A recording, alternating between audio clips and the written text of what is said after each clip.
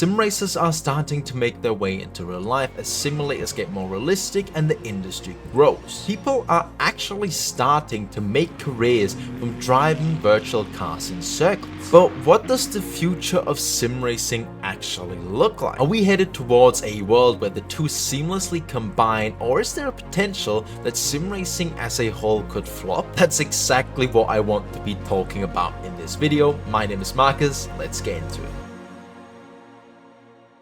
Before we dive into the future, we have to cover the current state of sim racing. The lockdown in 2020 gave a huge increase in player numbers across platforms and games, with simulators like iracing almost doubling their player count within months. Sim racing blew up and reached a whole new audience through initiatives like the F1 Virtual Grand Prix and Le Mans Virtual Series. For people working within the sim racing industry, it was in some ways a fortunate situation. More players meant more attention and more money poured into the industry, which meant more development and more people turning their hobby into their dream job. While I'm not gonna sit here and argue that a global pandemic was a good thing overall, it did have some positive drawbacks. And the sim racing world was one of the few industries that actually benefited from the lockdown due to its rather unsocial nature. But how has the sim racing boom actually held on 5 years on? With data accumulating over time, we're able to look back at it with a way more analytical view. The sim racing industry has more than doubled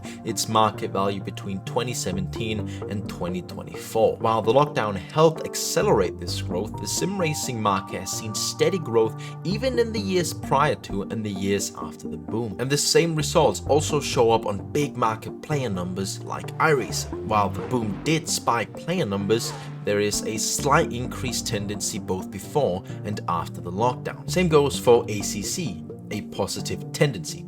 And this is essentially what we need to keep in mind for the future.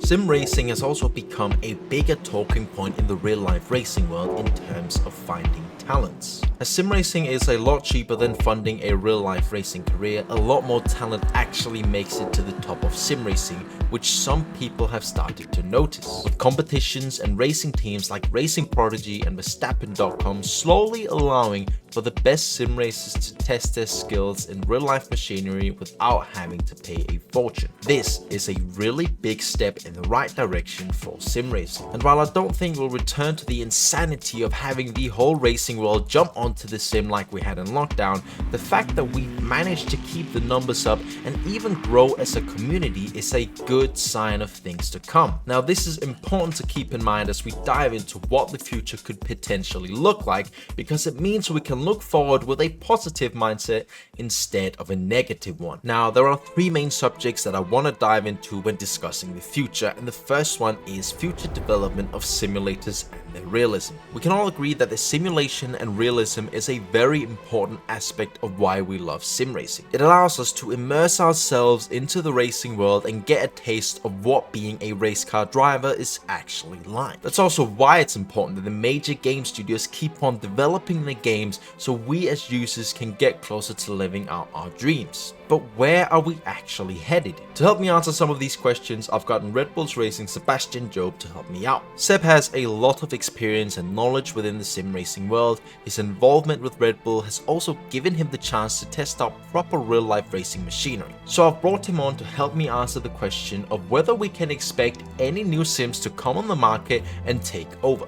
There aren't many contenders. Like the new games that are being produced, they just miss quite a bit. Like, it's so hard to make a new game that has the level of development that something like iRacing has after all these years. In a world where the major contenders are already established, it's hard to catch up with companies that have invested millions and developed their game over multiple years. iRacing has built a service that, while expensive, gets the player hooked on the accessibility of competitive racing. Assetto Corsa has a massive player base due to its cheap price and thousands of mods that keeps the game alive. It's very hard to come in as a new simulator in 2025, but it's definitely not impossible. Whether a new title will emerge in the next couple of years and take the sim racing market by storm is kind of hard to predict. What we can look at, however, is what current titles have the highest development ceiling. I think you've got to be looking at like probably Le Mans Ultimate. I've not actually driven it yet, but from what I've seen, it's in a good place. Le Mans Ultimate is in a really good position to become a key player within the next couple of years if they do everything right. They've already gathered the interest and built the community around the game, and in terms of realism, it's really not bad at all. It's a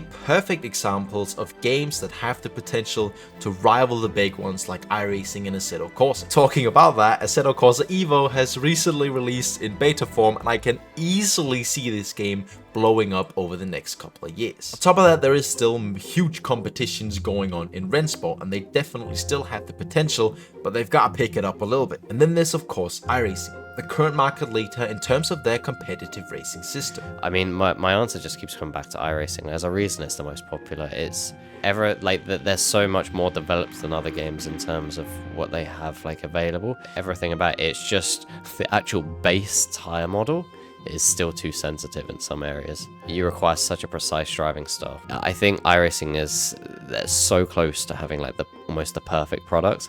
It's just a few things that still need to come. Already well established, but with flaws. I think iRacing have to be careful that they don't get overtaken as the market gets more and more competitive. Now, why am I not including games like Gran Turismo, Forza Horizon or Project Cars on this list? While these games have a massive player base and they're doing so much in terms of bringing new gamers onto the scene, they're not really pushing the limits of realism, which is what we're discussing in this specific case. I am aware that these games are a massive part of the sim racing world with really big player numbers, and they're doing their part to bring in new sim races into the world. Overall, I think the future is looking good for achieving more realism. As real life racing teams show more interest and share more data with the development teams, we should see overall improvement in realism over the next couple of years. Hopefully one day we'll have a simulator that is so close to reality that we can't really tell the difference, but we'll have to wait just a little bit longer for that. Now, before we move on to the next point, if you are enjoying this video, make sure to hit the subscribe button. I put a lot of effort into these videos, and a little follow would be much appreciated. Now, let's move on with the video. Next up, will sim races take over the real life racing world? Okay, maybe takeover is a little bit of an overstatement, but we are starting to see top level sim races jump onto the real track without any issues. In fact, they're doing quite well. If you've watched the Gran Turismo movie, you might know what I'm talking about. It's a movie about Jan Mardenborough, who through a sim racing competition got a racing contract with Nissan. To this day, he still races in GT3 and has achieved a podium finish in the legendary 24 Hours of Le Mans. More recently, we've seen Team Redline driver Chris Lollim jump into a Verstappen.com racer in the GT World Challenge Series, and he's really done an excellent job, qualifying as high as P2 in the first round of the Sprint Championship in front of experienced GT3 racers like Van der Linde, Jordan Pepper, and qualifying just 200s of Maro Engel. There are multiple cases that suggest that top-level sim racing skills can absolutely translate onto the track. While not guaranteed, it's likely that there are many great sim racers out there who, if given the opportunity, could perform very well in a race car. It's just the future. I mean, the cost of becoming a top sim racer can be less than £10,000, whereas to get to that same level in karting, probably over £1 million over time. It's just way higher chance that you get someone who's more talented because it's simply a bigger talent pool. Hopefully, we'll see more racing teams realizing that there is actual talent in the sim racing world. In multiple ways, I think it's what makes sim racing more than just a game, and let's hope that race car drivers coming from the sim becomes a more frequent sight to see. Yeah, I think it's going to become more and more common because these sim racers are going into real cars and they're doing well. They're not just doing terribly. And the really good sim racers, when they get into the cars, they are doing exceptionally well. But are they doing exceptionally well because the stuff you learn on the sim actually translate into real life? I personally think there are many things that translate onto the real life racing track from the sim, but I also think there are things you need to adapt to before you can really start extracting lap time out of the car. The main thing is for me that like my brain has to adjust to the speed. That takes quite a few laps, and in a sim rig, you know, it's not even the G-forces, but in a sim rig your brain doesn't get used to the sense of speed because there is none. It feels a bit weird at first.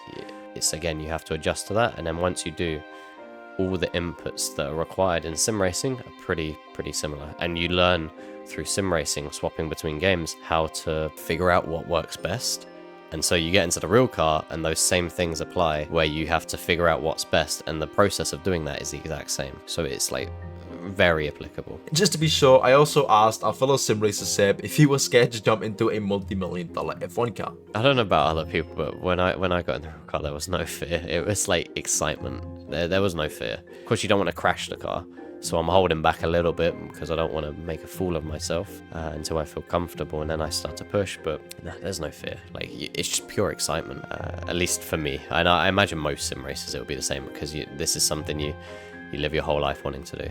Finally, let's talk about the sim racing industry and community as a whole. We are growing day by day, and with more players finding sim racing interesting and a lot of people wanting to get started, I only think it will continue this way. That's also good for the industry, as more players mean a larger economy, more money means more development. More development means a more realistic simulator, which will eventually draw in more players, and it just turns into one big positive feedback loop. Now, to fully answer the question of what does the future of sim racing actually look like, I think it looks bright. We can look forward to welcoming more members into the community. We can look forward to driving more realistic and expansive simulations as technology develops over the next years. One day we might not even know the difference between the simulator and real life. And we can look forward to following top level sim racers as they venture into the world of real racing. Who knows, one day we might even have a sim racer F1 world champion, and there's no one telling you that it can't be you. There's still a ways to go, but only time will tell if all our dreams become reality. Until then, we've just gotta keep fighting and work as hard as we possibly can. If you enjoyed this video, make sure to subscribe. I've been Marcus, and I'll see you in the next one. Bye.